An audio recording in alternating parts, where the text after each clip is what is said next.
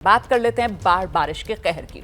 जोधपुर की सबसे पहले बात करेंगे, जहां पर आसमानी आफत बरसी हुई है। राजस्थान के जोधपुर में लोगों को मूसलाधार बारिश से फिलहाल राहत तो मिल गई है, लेकिन जो सिस्टम की नाकामी है उसका खमियाजा अभी भी लोगों को भुगतना पड़ रहा है। हालत यह है कि जोधपुर की गलियों में देखिए कैसे नाव चल रही है। ये तस्वीरें आपके सामने। यहां पर सुरक्षाकर्मी तैनात किए गए हैं ताकि लोगों को सुरक्षित स्थान पर पहुंचाया जा सके। गाड़ियां देखिए कैसे पानी में तैरती हुई नजर आ रही हैं। लोगों के घरों में पानी घुस गया है। पानी के बीच फंसे लोग प्रशासन से उम्मीद लगाए बैठे हैं कि कोई कदम उठाया जाएगा, लेकिन लोगों को राहत मिलती फिलहाल नजर नहीं आ रही है। सीधे आपको लेकर चलेंगे। मेरे साथ मेरे सहयोगी मनीष इस वक्त मौजूद हैं जोधपुर से। सबसे पहले आज की तस्वीरें जोधपुर की। मनीष, वही कहानी बयां कर रही हैं कि चुल्लू भर पानी में सिस्टम। बिल्कुल, नकारा प्रशासन का अगर कोई उदाहरण पूरे देश में देखना हो तो जोधपुर की इस न्यू रूपनगर कॉलोनी में देख सकते हैं। आप देख सकते हैं कि इस वक्त मैं जिस जगह खड़ा हूं, ये तमाम 140 मकान पिछले 3 दिनों से पानी में डूबे हुए हैं। नज़ारा बिल्कुल साफ है, पानी की निकासी का कोई रास्ता नहीं है। सबसे खास बात यह कि यहाँ का जो हर बाशिंदा है वो पट्टाशुदा मकान का मालिक है, यानी कि ऐसा भी नहीं है कि यहाँ के लोग तमाम इलीगल हो या किसी प्रकार की कच्ची बस्ती हो। ये एक पॉश कॉलोनी है जोधपुर की, और यहाँ का नज़ारा ये बताने के लिए काफ़ी है कि नगर निगम जोधपुर, अगर सीधे तौर पर ये कहा जाए नकारा नगर निगम, तो गलत नहीं होगा। कुछ देर पहले विनीता सेठ महापौर हैं जो यहाँ थी, वो जब हमने उनसे पूछा कि आप यहाँ नजर नहीं आई, तो उन्होंने बड़े फक्र से जवाब दिया कि वो 2 बार यहाँ आई। 72 घंटे से लोग यहाँ फंसे पड़े हैं। घुटनों से ऊपर पानी आज भी यहाँ पर जमा है। लोग परेशान हैं, छोटे छोटे बच्चे बीमार, लोगों को दूध पीने का पानी, दवाइयाँ, खाने पीने की चीज़ें यहाँ मिल नहीं रही है, और 72 घंटे से प्रशासन सो रहा है। खास बात यह है कि आर्मी यहाँ पहुँची, प्रशासन ने अपनी ओर से पंप उन्हें महज 2 उपलब्ध करवाए, लेकिन अभी भी घरों के बाहर का नज़ारा ये बताने के लिए काफ़ी है कि जोधपुर में नगर निगम मानो है ही नहीं। यहाँ पर पानी निकासी के लिए पंप लगाए जाए, लेकिन अतिक्रमण की वजह से उस पाइप का मुंह किस तरफ खुलेगा ये तय नहीं हो पाता, पानी किस दिशा में जाएगा ये तय नहीं हो पाता। ऐसे में लोगों को मजबूरन अपने घर में कैद रहना पड़ रहा है। आर्मी की टीमें यहाँ लगातार बनी हुई हैं, लेकिन मुश्किल यह है कि यहाँ पर मदद पहुँचाना जो प्रशासन का काम है वो नहीं हो रहा। ये बाशिंदे हैं इसी कॉलोनी के। आपका नाम बताएं। आप यहाँ मदद पहुँचा रहे हैं? हाँ, मदद के लिए आए हैं। सुबह 3 दिन से क्या कोई पानी राशन पूरा कुछ नहीं है, सब घरों में बंद है। अपने घरों में बंद है। तो ये देख सकते हैं, महिला हैं, बुजुर्ग महिला हैं, घर में किसी को दवाई की ज़रूरत है, किसी को सामान की, लेकिन मुश्किल ये है कि यहाँ पर कोई मदद पहुँच ही नहीं रही। अब केवल ये कहा जाता है कि पंप लगाएंगे, पानी को निकालेंगे। कारों को देख सकते हैं आप मेरे ठीक पीछे, लगभग छत तक यहाँ कारें डूब रही हैं, बावजूद उसके प्रशासन यहाँ सो रहा है। और ये हाल तब है जब मुख्यमंत्री अशोक गहलोत खुद जोधपुर से आते हैं, और यहाँ पर इस तरीके का नज़ारा अगर देखने को मिले, और राजस्थान के किसी और शहर में अगर जलमग्न होने की स्थिति आए, तो किस प्रकार की राहत यहाँ पहुँच सकती है, हम सहज अंदाजा लगा सकते हैं। जी बिल्कुल, तो तस्वीरें मनीष दिखा रहे हैं। और मनीष, ये हाल तब है जब पिछले कई घंटों से बारिश फिलहाल रुकी हुई है, मतलब आसमान से आफत बरस नहीं रही। कुल मिलाकर ये सीधे सीधे फेलियर सिस्टम का है, जिसका खमियाजा लोगों को यहां पर भुगतना पड़ा है। मनीष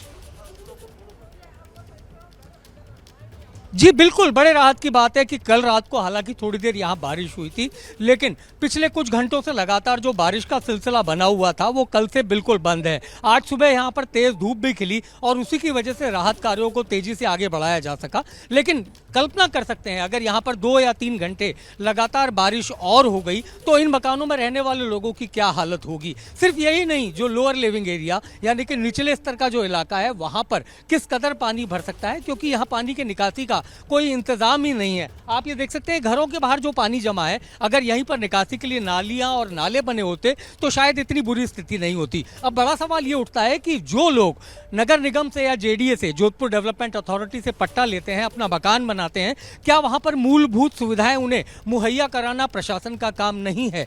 कुछ ऐसी चीजें जिनमें खासतौर पर सड़कें, नालियां, पीने का पानी, ये उनके मूलभूत अधिकार हैं। अगर ये भी इन्हें नहीं मुहैया कराए जाते तो ऐसे प्रशासन का क्या फायदा?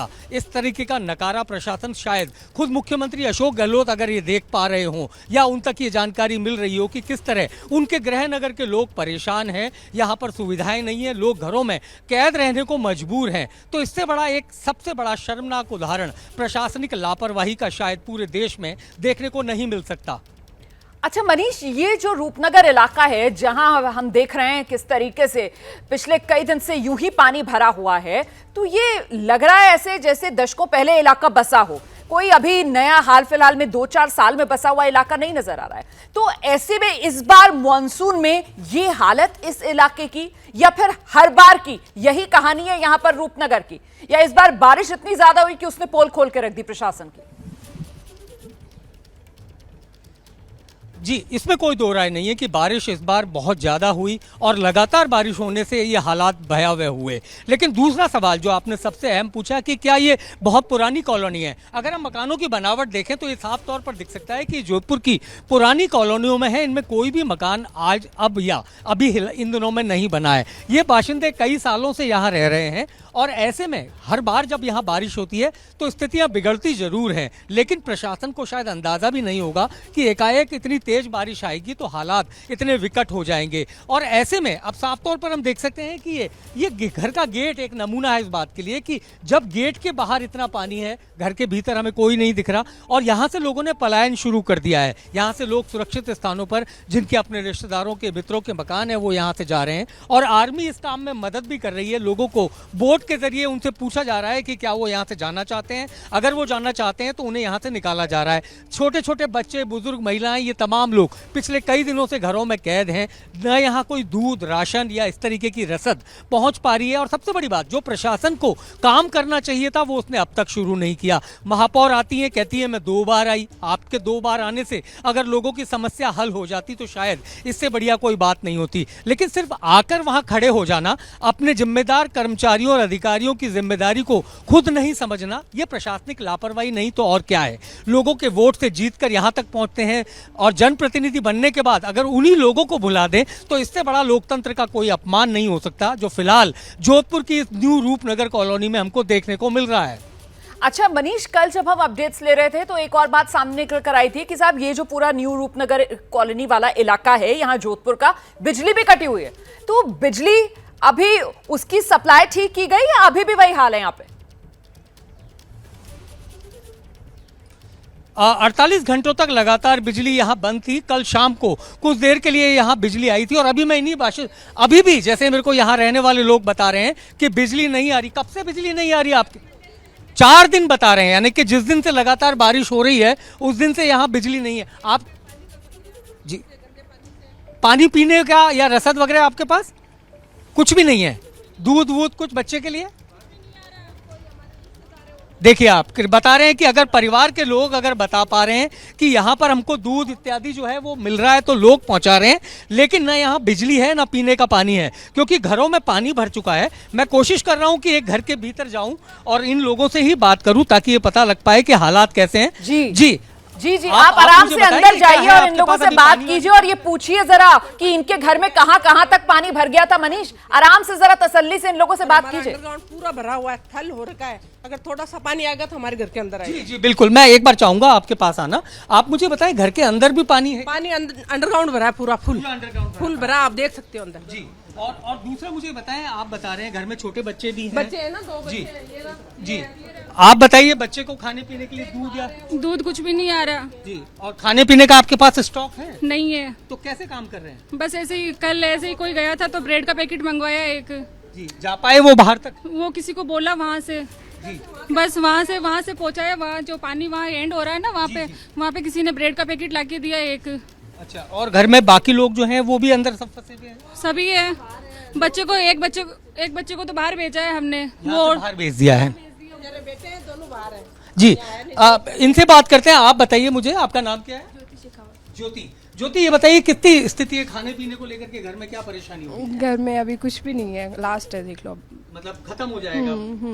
जी, और बेसमेंट में पूरा पानी भरा पड़ा है, तो हम जा सकते हैं क्या वहां तक? आइए, हम कोशिश करते हैं कि बेसमेंट जैसा ये बता रही है ज्योति। मनीष, एक सेकंड जरा बाहर आ जाइए। बेसमेंट में जाने से पहले जरा सा फिर से मैं आपसे कहूंगी, बाहर आइए मनीष, बाहर आइए।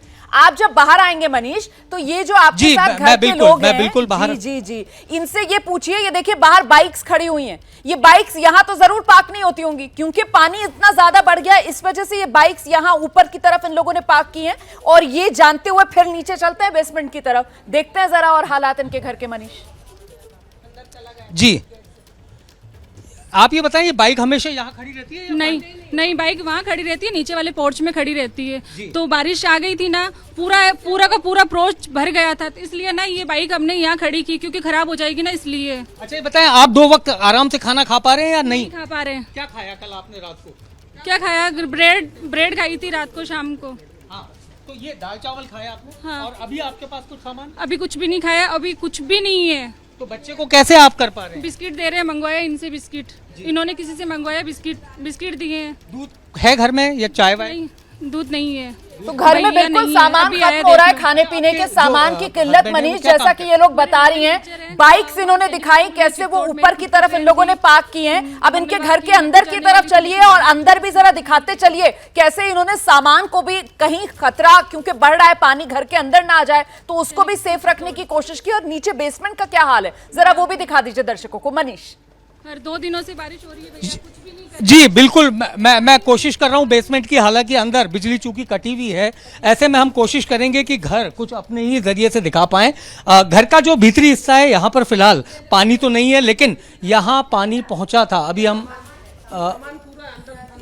अच्छा, आपने घर का सामान जी, अंदर रह गया, कुछ बाहर। एक मिनट में कोशिश करता हूँ कि मोबाइल की रोशनी में कुछ दिखा पाऊँ आप। जी, ये घर का सामान है, हालांकि बहुत अंधेरे में है हम लोग, लेकिन ये देख सकते हैं कि पूरे घर के सामान को सुरक्षित रखने के लिए पूरी तरह से यहाँ अस्त व्यस्त हो चुका है, और जितना भी सामान था उसको ऊंची जगहों पर रखा जा रहा है। अब हम बेसमेंट की तरफ जाने की कोशिश कर रहे हैं। बॉक्स है, एक बड़ा बॉक्स है, वो जी, यही बेसमेंट में जाएंगे हम। यहाँ पे पानी है, पूरा पानी भरा हुआ है, देख सकते हैं हम। ये बेसमेंट में पूरा पानी भरा पड़ा है कि जाए। इसके नीचे क्या क्या सामान है भैया? एक तो बड़ा, मुझे बताएंगे जरा। हाँ, बड़ा बॉक्स है, बड़ा बॉक्स है, बाकी तो हम लोगों ने आधा तो वो ज्यादातर कंप्यूटर थे, वहाँ रखे हुए थे, वो सब उठा के हम लोग पहले लेके आ गए थे। जी जी, तो काफी सामान अभी भी है जो खराब हो गया है। हाँ, काफी सामान है जो खराब हो गया है। तो ये देखा जा सकता है कि बेसमेंट में काफी सामान को निकालने की कोशिश की, लेकिन अभी भी यहाँ पर बहुत ज्यादा सामान है। नीचे बॉक्स है, उस बॉक्स के अंदर बिस्तर रह गए थोड़े। बिल्कुल मनीष, आप रहिए हमारे साथ, मैं लौटूंगी आपके पास। तो मनीष जो हैं वो जोधपुर की न्यू रूपनगर कॉलोनी में ही इस वक्त मौजूद हैं, और वहां एक घर की हालत आपको दिखा रहे हैं ताकि आप समझ सकें कि इस वक्त इन लोगों को कितनी मुश्किलों का सामना करना पड़ा है। घर में जो बेसमेंट का हिस्सा है पूरी तरीके से वो पानी में डूबा हुआ। क्या मजबूरी है मेरी, बताइए। मैं अभी आपको बताती हूँ कि मैंने ओए होए होए होए होए, नमकीन के चटकारे लेते हुए टकटकी मार के डिबेट शो को पॉज रिपीट कर कर के देख रहे हैं जोगिंदर जी। इनकी तरह आप भी देखें अपनी फेवरेट डिबेट्स को रिपीट कर, और डाउनलोड कीजिए एबीपी लाइव ऐप अपने स्मार्ट टीवी पर।